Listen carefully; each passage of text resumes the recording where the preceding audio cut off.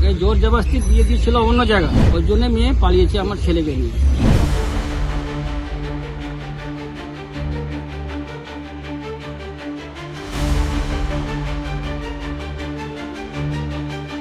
প্রেমের টানে প্রেমিকের সাথে বাড়ি ছেড়েছিল রবীন্দ্রনগরের এক নাবালিকা।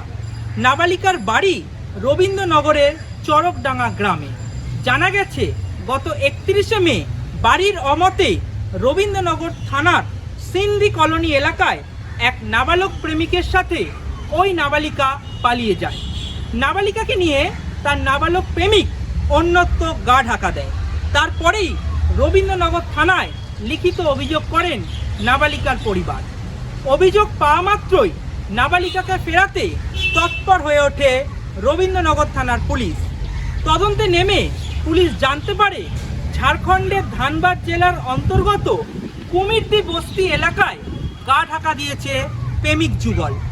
সামাজিক মাধ্যমের সূত্র ধরে ঝাড়খণ্ড থেকে শনিবার রাতে রবীন্দ্রনগর থানার পুলিশ নাবালিকা ও নাবালককে উদ্ধার করে ট্রানজিট রিমান্ডে নিয়ে আসে থানায়।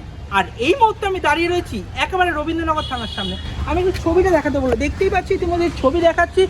রবীন্দ্রনগর থানার মধ্যে ইতিমধ্যেই কিন্তু ট্রানজিট রিমান্ডে নিয়ে আসা হয়েছে এবং নাবালককে নিয়ে আসা হয়েছে। যে ছবি ইতিমধ্যে দেখাচ্ছি একেবারে রবীন্দ্রনগর থানায়, যেখানে দেখাচ্ছি ইতিমধ্যেই কিন্তু রবীন্দ্রনগর থানার পুলিশ কিন্তু ট্রানজিট রিমান্ডের কিন্তু নাবালিকা ও নাবালককে কিন্তু ইতিমধ্যেই নিয়ে আসছে।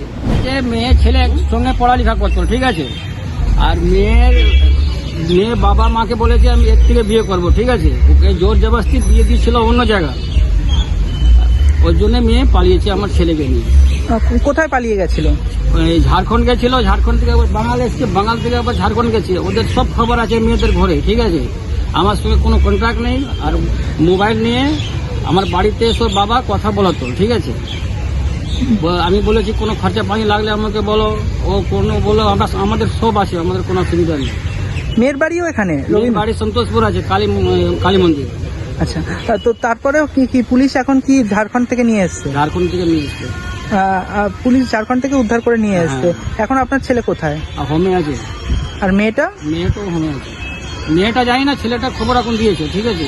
উদ্ধার হওয়া নাবালিকা ও নাবালককে নিয়ম মাফিক স্বাস্থ্য পরীক্ষা করানোর পর নাবালিকাকে আপাতত একটি সরকারি হোমে এবং নাবালককে জুবিনাইল জাস্টিস বোর্ডে পাঠানো হয়েছে। এই প্রেমের ফাঁদের পেছনে কোনো বড়সড় পাচার চক্র সক্রিয় রয়েছে কিনা তা খতিয়ে দেখতে গোটা ঘটনায় পুঙ্খানুপুঙ্খ তদন্ত শুরু করেছে রবীন্দ্রনগর থানার পুলিশ। রবীন্দ্রনগর থেকে বিশ্বজিৎ নস্কর রিপোর্ট, বাংলা হান্ট। আরো ভালো ভালো খবর দেখতে সাবস্ক্রাইব করুন বাংলা হান্টের ইউটিউব চ্যানেল। বাংলা হান্টের আরো খবর দেখতে নজর রাখুন। বাংলা খবর মানেই বাংলা হান্ট।